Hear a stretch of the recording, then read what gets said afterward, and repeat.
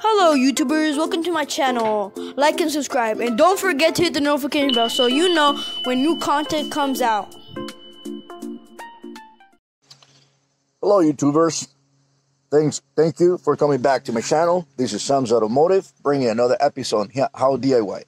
Today we got a 2002 convertible Sebring.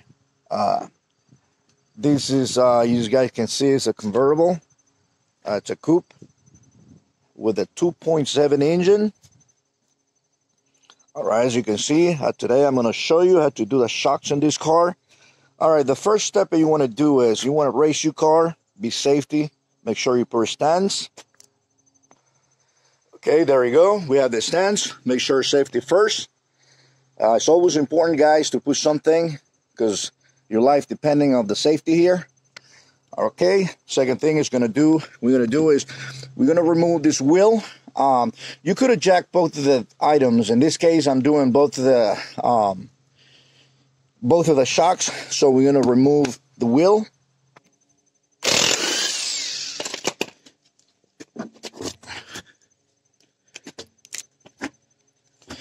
Okay, now that we have the wheel off, next step is going to be, if you guys have some kind of penetrating, like a DW40 or like a PV blaster, it doesn't matter.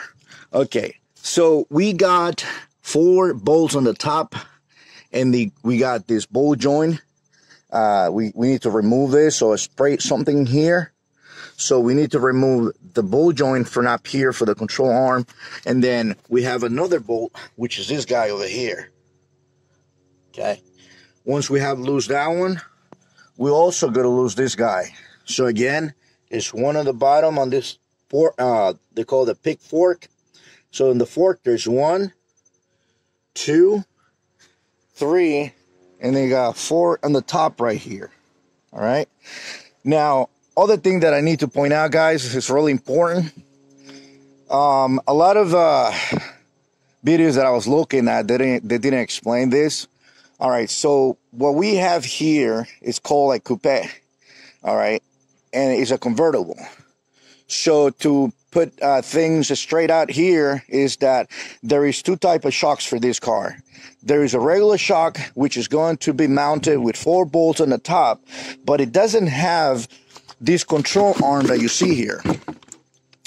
If you can see this control thing, this piece that looks like aluminum on the top, it doesn't have that. What it has is only has 4 bolts, just like a regular shock, like I would say like a Honda or anything like that, where it has 4 studs on the top, and so that's how to mount it. So I guess that what they call the coupe, it's a regular Sebring, but it's pretty big and it's a hard top. Okay, that's what a coupe, right? So this coupe, we were saying that this is coupe. Yes, it is a coupe, but it's a convertible. So the convertible and the sedan, it used the same shock, which is this guy here.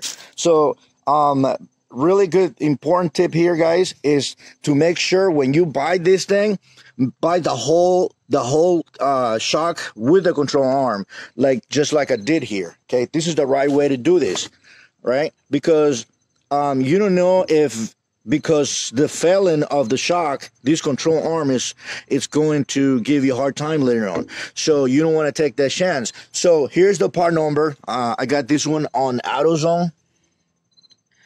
So this is the right side. So for the left side, it's going to be the same part number, except that it's going to have an L. Okay.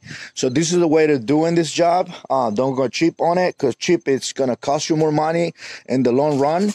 So now next, what we're going to do is we're going to spray some penetrating fluid here and down here. Okay, so we have sprayed this with the PV blaster.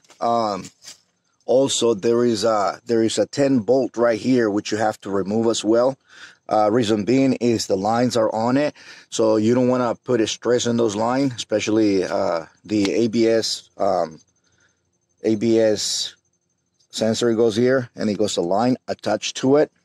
I've seen other people taking the axle out. I think you don't have to. It is possible just kind of loosen that thing up and just come this way. I've done it in a lot of time. Now, other thing that you might need like a crowbar, like a big one, so you can make this thing out, so you can actually detach this piece right here, but we'll see. All right, so we'll continue working in this thing.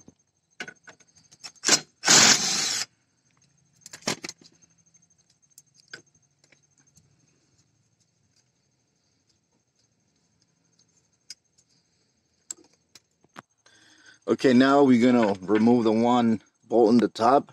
This is a 21. We use a swivel. Use any swivel, that would be great. There we go, guys. We got that nut out. So now the next step we're gonna do is, I'm not gonna lose this yet. And the way you're gonna lose this knuckle here, you wanna get a hammer and you wanna hit it right here a couple of times, or you get a fork and go right between here. Okay, but we're not gonna do that yet. So now we'll lose that nut here. Okay, put that to the side. Now we're gonna go down and we're gonna remove that other bolt in the bottom. Okay, we have remove the bolt in the bottom. There it is. Make sure, guys, you use something really heavy. In this case, I'm using this Makita right here. Without this, I don't think that's possible unless you got a big brake bar and try to lose that. All right, now that it's loose, right in here, looks like some kind of chisel, and hit this bolt to the other side. Okay, here it is. As the bolt goes there, as you can see, I sprayed PV Blaster and I help it to get on the stock of it. So now we're gonna hit this guy here, so detach it. Okay, guys, so far I have lost the 4 bolts on the top, the nut here, number 10 over here, the bolt here is out. So all I gotta do now, what I'm gonna try to do is I'm gonna try to bring this whole thing out and leave this end without, I seen a lot of people taking this fork inside. So I'm gonna try to pull the whole unit out. So I'm gonna hit it right here so I can detach this guy from the arm. There you go. Now I can push this to the side. Now we got this guy down here, so I just gotta lose this guy from the top. Now these guys here are 18. All of them are 18. These guys are 18. So I'll pull them all out. I think this was the only one holding this shock in here. All right, there you go. Now this guy is loose. So now what it's got to do is try to disconnect it from the fork. All right. Okay, guys. I think definitely this fork you need to be removed inside.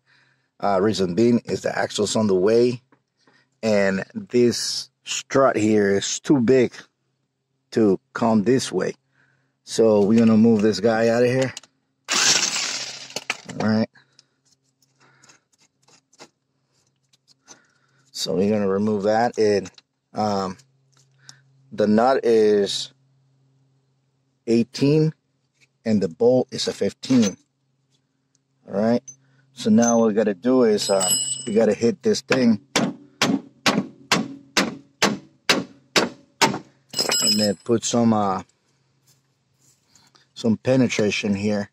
What I'm gonna do is, I guess, bring this thing back and try to put 2 bolts so I can have enough clearance. So you guys can see I'm kind of in the bushing on the axle here.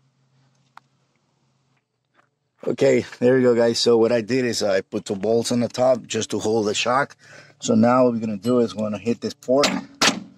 So we need to separate this bolt.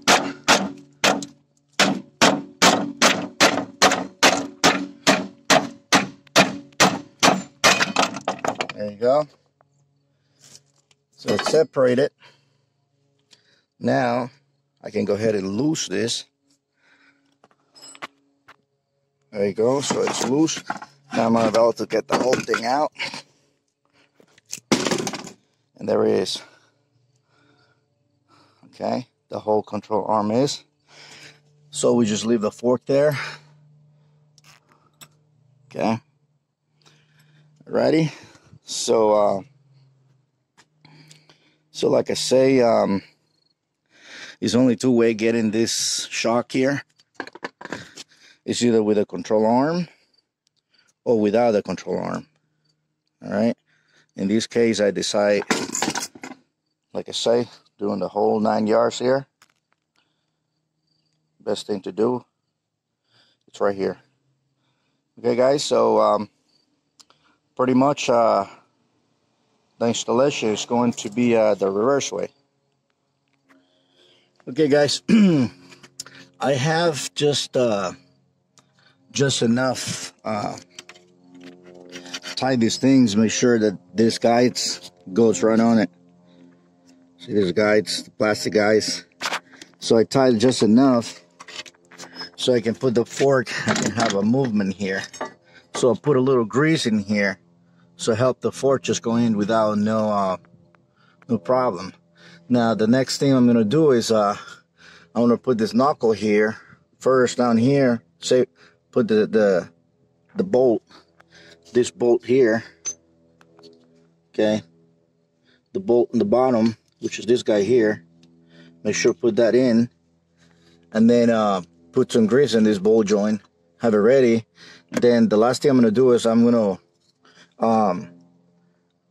to torque these guys, because as you can see, this control arm is not yet.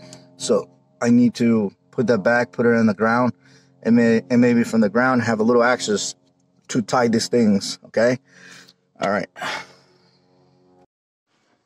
Okay, you guys can see everything is on. Bolt joints. I just gotta adjust those bolts over here. As you can see, everything is on. Okay, so thanks for watching. This is Sam's Automotive, bringing you another episode on How DIY.